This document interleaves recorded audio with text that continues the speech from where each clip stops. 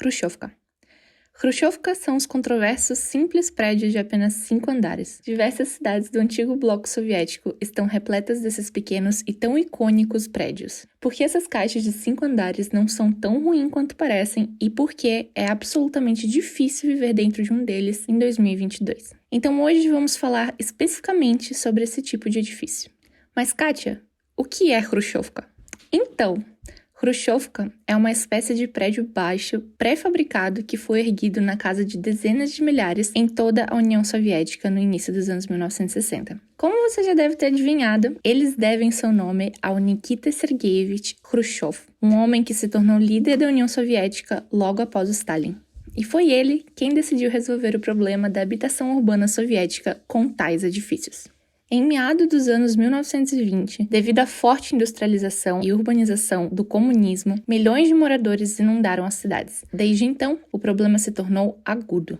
Stalin resolveu o problema radicalmente. Então, naquela época, haviam quartéis e dormitórios para operários de fábricas, bem como apartamentos comunitários para todo mundo. Todas as casas nas quais viviam nobres e cidadãos ricos antes da Revolução tornaram-se comunitárias. Normalmente, entre 3 a 7 famílias compartilhavam um apartamento comunitário. Cada família tinha seu próprio cômodo, que servia de sala de estar, sala de jantar e quarto para toda a família. Todos os residentes de todo o apartamento compartilhavam o uso dos corredores, cozinha e banheiros. Em alguns casos, o banheiro até ficava do lado de fora, no pátio. Todos os residentes foram convidados a ter paciência em prol da construção do comunismo e de um novo coletivo futuro brilhante. É possível que eles tivessem que suportar por muito tempo, mas então veio a Segunda Guerra Mundial. As cidades da parte europeia da União Soviética foram quase que completamente destruídas e a URSS teve que ser reconstruída praticamente do zero. Stalin, mais uma vez, realmente não queria fazer isso. Barracas e casas temporárias de tijolo, sem quaisquer agrados comuns, foram mais uma vez reconstruídas para as pessoas comuns. Mas desta vez, novos e grandes edifícios para a elite soviética foram construídos. Estruturas monumentais, que agora são chamadas de Stalinkas. E a propósito, esses eram prédios de apartamentos realmente ótimos. Mesmo hoje, na Rússia moderna, uma Stalinka é muito valiosa. Mas, com tudo isso, não resolveram o problema da habitação, já que 80% da população urbana ainda vivia em barracas de madeira temporárias e apartamentos comunitários. Após Stalin, veio Khrushchev, que enfrentou a tarefa de resolver este problema o mais rápido e barato possível. E olha, eu devo admitir, Khrushchev realmente teve sucesso. Nikita Sergeyevich tinha 2 opções. Ou ele poderia continuar o trabalho de Stalin e construir casas fortes e bem mais caras, ou ele poderia inventar algo novo. Khrushchev, é claro, escolheu a segunda opção.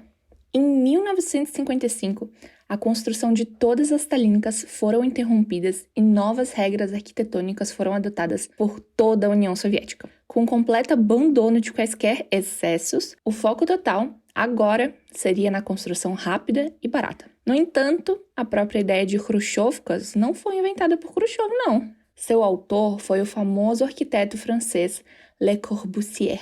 Eu sei, nome engraçado. Ele formou os princípios básicos do funcionalismo antes mesmo da Segunda Guerra Mundial. O uso de linhas geométricas retas, principalmente retangulares, a ausência de excesso de detalhes nas fachadas, o uso de vidros prontos e painéis de concreto armado na construção, um esquema de cores simples. A forma da casa deveria corresponder ao seu propósito. E o propósito dessas casas na União Soviética era simples. As pessoas precisavam de um lugar para dormir e comer, para que elas pudessem se levantar de manhã cedo e ir trabalhar. Basicamente, as pessoas precisavam de uma pequena caixa com uma cama. Quanto menor, melhor. A primeira Hrushevka apareceu em Moscou em 1958. E como eram elas? Bom, em primeiro lugar, todos os padrões para as dimensões e áreas das instalações foram bastante reduzidas. A área da cozinha foi definida para ter 4 metros quadrados. A área do depósito, apenas 2 metros quadrados. O banheiro e banheiras foram combinados. A altura mínima do teto era de 2,5 metros e a largura mínima da sala era de 2,5 metros. E aqueles ralos de lixo que a gente tem em todos os prédios hoje em dia, bom, eles foram abandonados para reduzir o custo da construção. Não havia elevadores. E é por isso que todas as Hrushevkas foram construídas com apenas 5 andares. E como eles defenderam isso? Bom, os médicos soviéticos realizaram pesquisas especiais que mostraram que uma pessoa pode viver em uma casa sem elevador no 5º andar sem nenhum dano à saúde. Portanto, um elevador tinha que ser construído apenas se o edifício tivesse 6 andares ou mais. A diminuição das Khrushchevkas foi apresentada como uma vantagem. Outro fato engraçado é que realmente existiram anúncios para Khrushchevkas na União Soviética. Havia versos que soavam mais ou menos assim. Antes, você tinha que dar 500 passos para preparar um borscht para o seu marido. Mas na nova e pequena cozinha, você terá tudo à mão. Bom, de qualquer forma, um soviético deveria comer na cantina do trabalho, porque ele precisaria de uma grande cozinha. E olha, outra coisa que eu tenho que te contar. Até mesmo as escadas dessas casas foram engenhosamente pensadas. Elas tinham exatamente a largura que 2 pessoas poderiam ter, mais um caixão carregando a pessoa falecida em seus braços para baixo horizontalmente, e nem 1 centímetro a mais. Visto de fora, essas casas pareciam tão utilitárias quanto possível. Eram apenas caixas. Fileiras e mais fileiras de caixas infinitas que se estendem até o horizonte. As mais típicas Khrushchevkas são da série de casas cassete, que podem ser encontradas em qualquer parte da Rússia.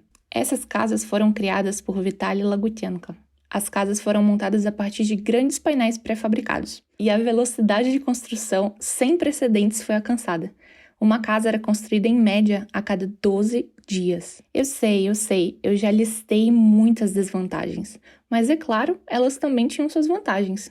Finalmente, após 50 anos de dor, o povo soviético conseguiu viver em apartamentos unifamiliares. Ou seja, uma jovem família poderia solicitar um apartamento todo novo no estado e não um pequeno quarto em um apartamento comum.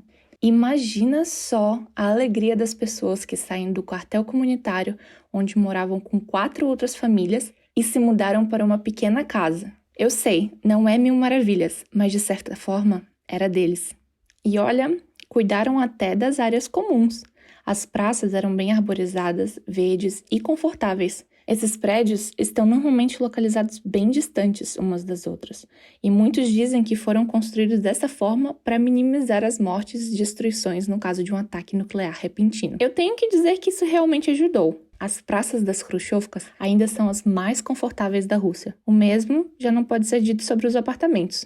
Como resultado, até a própria queda da União Soviética surgiu uma divisão clara. Os edifícios stalínicas com quartos espaçosos destinavam-se à elite da sociedade e as pequenas Khrushchevkas para trabalhadores comuns. As Khrushchevkas poderiam ser construídas a partir de painéis, tijolos e até mesmo blocos grandes. Em áreas rurais, há edifícios de 2 e 3 andares, mas na maioria das vezes elas ainda têm 5 andares. Existem também várias características comuns, áreas pequenas com teto baixo, pouco isolamento acústico e térmico. E até existem algumas soluções arquitetônicas muito estranhas, como, por exemplo, a janela que divide o banheiro da cozinha. Eu preciso dizer que, provavelmente, a finalidade dela é o fato que, naquela época, existiam muitas falhas de energia. E com isso, pelo menos uma pequena quantidade de luz podia entrar no banheiro pela janela, podendo, assim, ser usável. Em conclusão, eu só posso dizer que as Khrushchevkas são uma coisa muito controversa. Por outro lado, elas possibilitaram finalizar a urbanização da União Soviética. Muitas cidades, assim como a Mursk, foram construídas literalmente do zero, em alguns anos e no meio de uma taigá sem fim. Isso tudo por causa da grande velocidade e baixo custo da construção. Devido à disponibilidade de moradias na União Soviética após as Khrushchevkas, se iniciou uma explosão populacional, o que ajudou a restaurar a população do país após a guerra devastadora. Por outro lado, as Khrushchevkas foram fortemente criticadas ao longo de sua história, mesmo nos anos 60. Elas foram criticadas por serem pequenas, pelas cozinhas minúsculas, corredores apertados, proporções bizarras de alguns quartos, banheiros combinados, telhados combinados, sem sótão na maioria das casas, pouco isolamento acústico, baixa eficiência energética e entre outros problemas. Desde 1969, as Khrushchevkas gradualmente deixaram de ser construídas. Elas foram substituídas por prédios de vários andares. Alguns problemas foram resolvidos, é claro. A cozinha se tornou maior e agora havia sacada, mas eles dificilmente são uma grande melhoria em termos de aparência inexpressiva. Não se esqueça que as Khrushchevkas deveriam ser uma solução temporária para o problema de habitação. Elas deveriam ser um lar para o povo soviético por 25, no máximo 30 anos, mas ainda estão aqui. Mas vamos ser honestos, eu acho que agora É hora de deixá-las ir. E é exatamente isso que as autoridades de Moscou e São Petersburgo estão fazendo com seus programas de renovação, que inclusive já estão em andamento. E em breve não haverá nenhuma Khrushchevka nessas cidades. Olha, mas não se preocupe, ainda existem muitas pequenas cidades por toda a Rússia onde você pode encontrar essas Khrushchevkas. E eu vou te contar um segredo. Não é só na Rússia que você pode encontrá-las. A Estônia, Letônia e República Tcheca, assim como na Sérvia, também tem esse tipo de arquitetura. E até mesmo em Cuba, você pode alugar um apartamento em uma autêntica casa soviética.